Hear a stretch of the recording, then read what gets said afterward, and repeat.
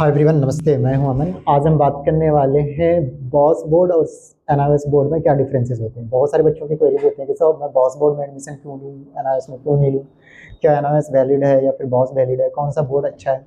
तो आज हम डिटेल में बात करने वाले हैं। अगर हम बात करें इंडिया में बोर्ड का जो सिस्टम होता है उसके बारे में, इंडिया में दो तरह के बोर्ड होते हैं। एक तो स्टेट बोर्ड होता है जो कि स्टेट गवर्नमेंट रेगुलेट करती है, चलाती है, स्टेट स्पॉन्सर्ड होती है। दूसरा होता है सेंट्रल बोर्ड जो कि सेंट्रल गवर्नमेंट की बोर्ड होती है। तो अगर हम बात करें जो NIOS है, national institute of open schooling, ये एक सेंट्रल गवर्नमेंट की एक बॉडी है, और कह सकते हैं कि जो 10वीं 12वीं बोर्ड में वर्ल्ड की सबसे बड़ी ऑर्गेनाइजेशन है। लाखों बच्चे यहाँ से एडमिशन लेते हैं और आपका जो मार्कशीट होता है क्योंकि मिनिस्ट्री ऑफ एजुकेशन से अप्रूव्ड है तो हर जगह वैलिड होती है, इंडिया में भी, इंडिया से बाहर भी, और इंडिया से बाहर भी इनके सेंटर्स बने हुए हैं। अब बात करेंगे कि दूसरा हमारे पास बोर्ड है जो होते हैं स्टेट बोर्ड। अब ये स्टेट बोर्ड क्या होता है? स्टेट बोर्ड जो स्टेट गवर्नमेंट चलाती है। तो स्टेट में, हर स्टेट में 2-3 बोर्ड्स होते हैं, कुछ कुछ स्टेट में एक बोर्ड है। जैसे हम बिहार में जाएंगे तो बिहार बोर्ड में बिहार स्कूल बोर्ड है, बिहार मदरसा बोर्ड है, बिहार संस्कृत बोर्ड है, बिहार ओपन बोर्ड है।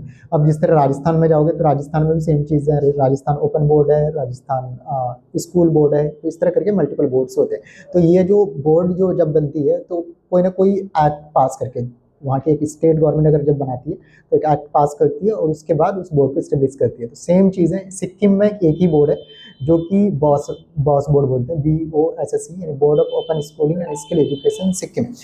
ये जो बोर्ड है एक स्टेट बोर्ड है। सिक्किम गवर्नमेंट ने इसे 2020 में स्टेब्लिश करवाई है। साथ के साथ मिनिस्ट्री ऑफ एजुकेशन ने इसे अप्रूव करा है। जब कोई बोर्ड अपने आप किसी भी स्टेट में बनती है, सेंट्रलाइज जाने के लिए उसे मिनिस्ट्री ऑफ एजुकेशन से अप्रूवल लेना पड़ता है। अब बात करेंगे कि एनआईएस में क्या चीज़ें होती है।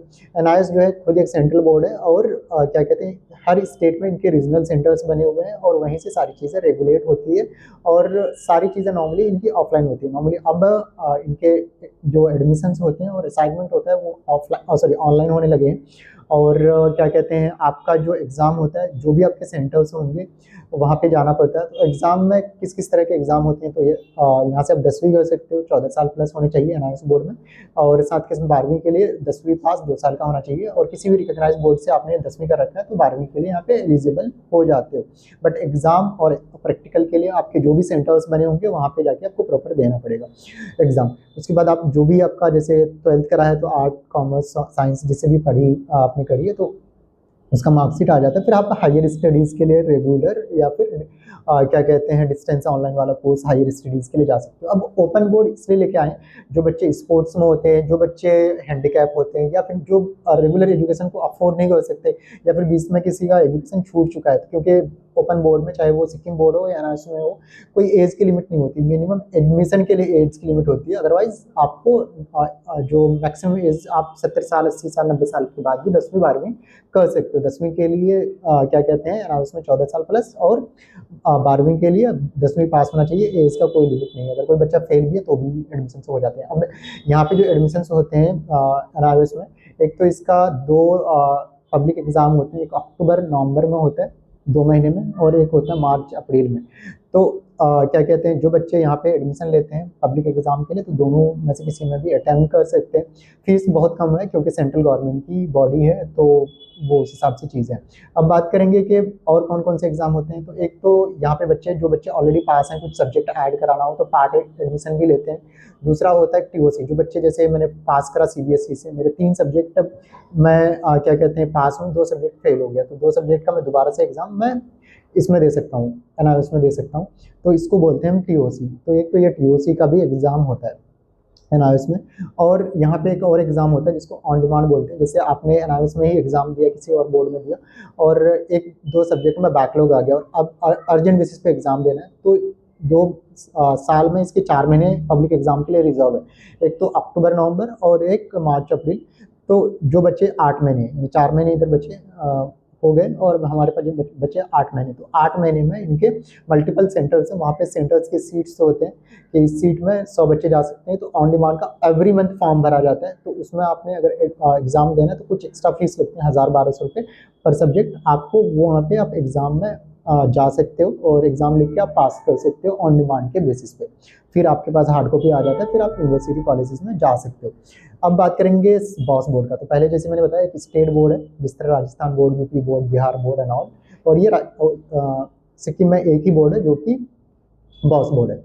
अब बात करेंगे कि भैया मुझे अगर इस बोर्ड के बारे में और जानना हो तो कैसे, तो ये बोर्ड जो है मिनिस्ट्री ऑफ एजुकेशन से भी अप्रूव्ड है, डिजी लॉकर पे आपका मार्कशीट होता है आता है, साथ के साथ नेशनल मेडिकल काउंसिल से भी अप्रूव्ड है, और इस तरह करके जितने भी AIU से भी अप्रूव्ड है, फार्मेसी काउंसिल, नर्सिंग काउंसिल, साथ के साथ जो बच्चे IIT में जाना चाहते हैं या फिर जैसे CS करना चाहते हैं तो ICI या ISCI की जो ऑर्गेनाइजेशन है वहाँ से भी अप्रूव्ड है, साथ के साथ कॉप्से से भी लिस्टेड है। तो नॉर्मली जितने भी एक बेसिक नॉर्म्स होते हैं उन्होंने इन्हें फॉलो करा है और वहाँ से अप्रूव्ड है। आप higher studies regular private universities में भी जा सकते हो और साथ के साथ गवर्नमेंट जॉब, प्राइवेट जॉब में भी आप जा सकते हो।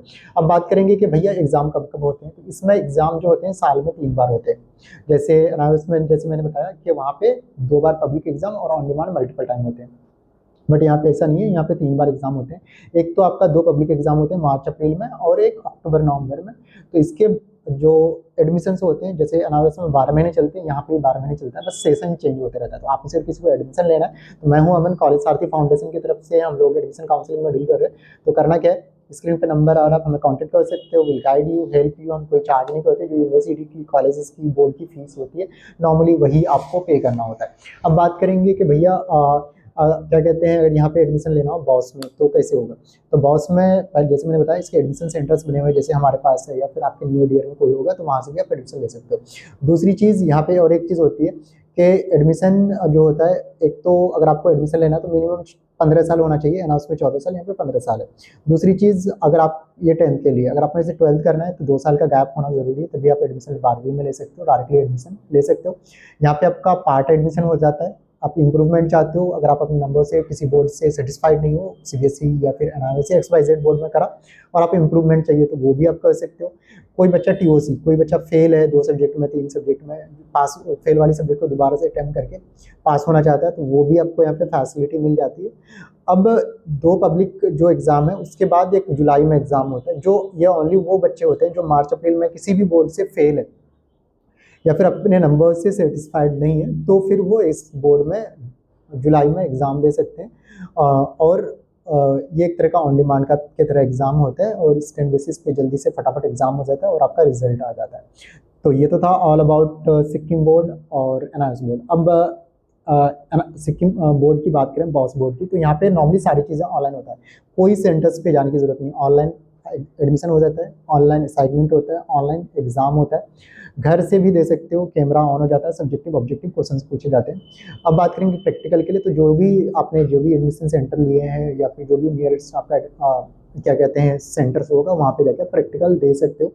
तो कुल मिला के आप में से कोई चाहते हो कि भैया मुझे घर बैठे इधर उधर भटकना ना पड़े, सारी चीज़ें ऑनलाइन हो जाए, आप मार्क्स पे भी हो तब भी इस बोर्ड से अपना 10वीं 12वीं कंप्लीट कर सकते हो। तो करना क्या है, स्क्रीन पे नंबर आ रहा है, आप हमें कांटेक्ट करेंगे, will guide you, help you. Thank you, happy learning. Video को लाइक करेंगे, नेक्स्ट वीडियो किससे रिलेटेड चाहिए ये भी आप कमेंट कर सकते हैं। Thank you.